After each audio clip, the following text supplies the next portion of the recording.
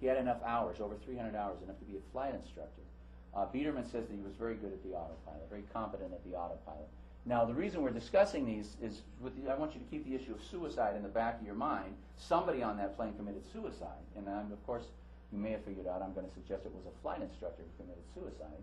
Another reason to think John had a broken foot. He was limping around. You don't need your feet to fly a plane. Plane flies with hand controls, but if you're on the ground, you have to use pedals, and the pedals are very painful to operate if you have a bad foot, says one of the news people that I have recorded. The guy hurt his own foot and knew that it was painful to operate with it.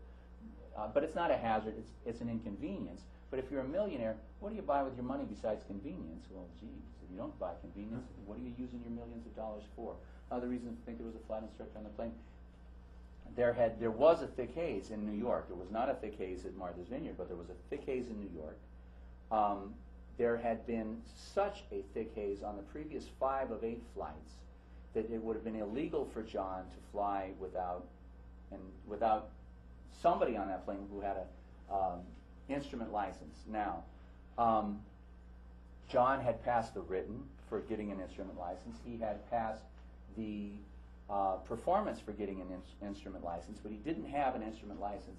And John, all of his flight instructors say, you know, that he would calculate the weight on his flights before flying. That is what an example that one of them used. Nobody does that. John did it because you're supposed to do it. Well, nobody ever does, but he did because you're supposed to, and he always did what you were supposed to.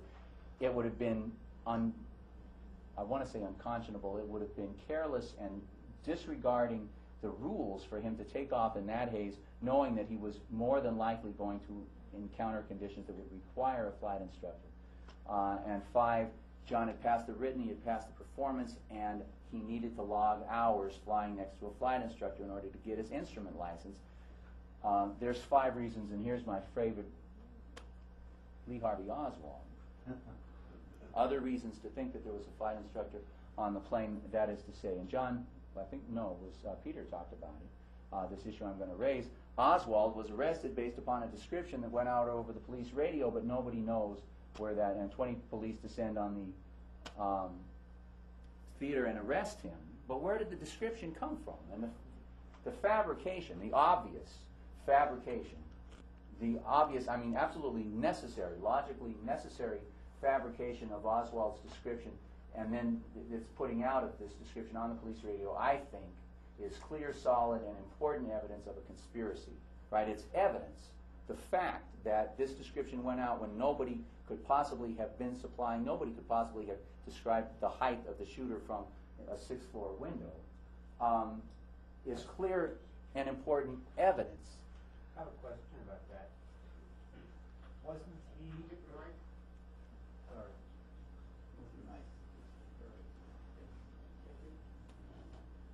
wasn't Lee Harvey Oswald the only employee at the depository who hadn't been accounted for? So that's why they gave you some roll call was taken. Say it again? No roll call was taken. No. So there's the answer to your question. He was the only one that was not. Well, it doesn't matter. It doesn't matter. The point is, if the police had said, who's missing? Oswald. What does he look like? Well, he's 5'10" and 165 pounds. Okay, here, take that and put it out over the police radio. If that had happened, you could document that that happened. You can't document that that happened. Nobody knows where the hell this description came from. And, you know, just moving along. I mean, we can come back to it if you like, but there's somebody waiting to use this computer, and I want to move. Other reasons to think that there was a flight instructor. At 12:30 in the p.m., the Pentagon took over the news reporting. We're still working on that question. This is still Oswald in the background. At 12:30, the Pentagon took over. They killed Todd Bergen's report of tower contact, and they killed Carol Radziwill's report of a flight instructor on the plane. And they killed it against all of the evidence.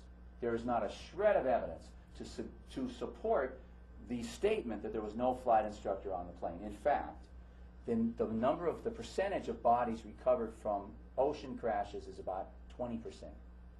So that today there's no evidence, there's no credible evidence that there was not a flight instructor on the plane. The fact that they didn't recover the body of a flight instructor is in no way, shape, or form evidence that there was, well, it's the most weak evidence that there was a flight instructor on the plane. The eradication of the best eyewitness story that there was indeed a flight instructor on the plane is clear, solid, and important evidence that there was indeed a flight instructor on the plane. I think, and people are more than welcome, I would be anxious to hear the logical or any other sort of arguments against that conclusion. I think that it's very, very powerfully supported by the evidence. So, then you now have what I had in terms of all of the evidence walking around with it, and I didn't know, all right, I got all this stuff. It's clear that something stinks. How do you interpret it? What does it mean? Let's quickly review the stuff that stinks. This outrageous finger in the eye to the Kennedys, a 15-and-a-half-hour delay. The killing of the story of tower contact, which is eminently a true story. The killing of the story of the flight instructor, which is certainly infinitely outweighed by the evidence that there was no flight instructor. I mean, 1 versus 0, the difference is infinite. Right, 0 to 1 divided by 0. Apparent suicide, right?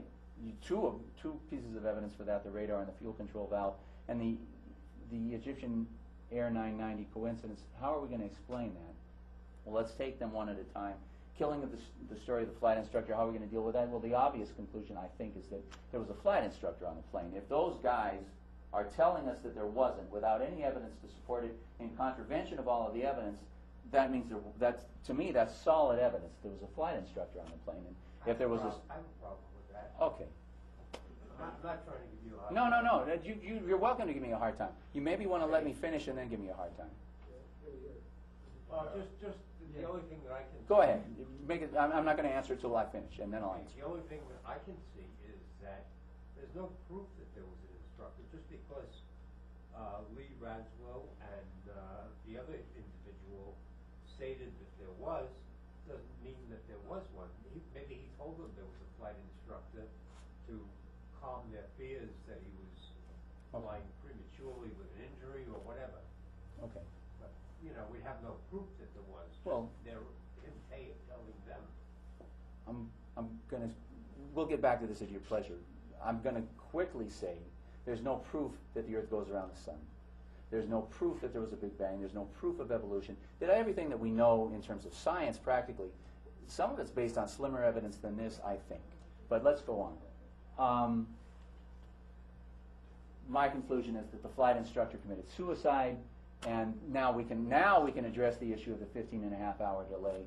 They delayed the search for 15-and-a-half hours because they were recovering the body of the flight instructor. I have videotape of the captain of the Civil Air Patrol, like he's a lieutenant. No, he's a colonel, Richard Stanley, in which he says, well, gee, I saw the Coast Guard. I was out there early this morning, and I saw the Coast Guard out there. The reporter asked him, he's just heard from Todd Bergen. The reporter has just heard from Todd Bergen, and he says to the guy from the Civil Air Patrol, who has been ordered to search the island exclusively, don't go over the ocean. You are to stay on land looking for that plane, he has been told. Did you hear anything, says the reporter, about this contact with the tower, and that he was on final approach? And the Colonel Richard Stanley says, no, I didn't hear that. I'm looking for the plane. Nice of them to not tell me. I didn't hear that, but I saw the Coast Guard out there, and I guess that's what they were doing.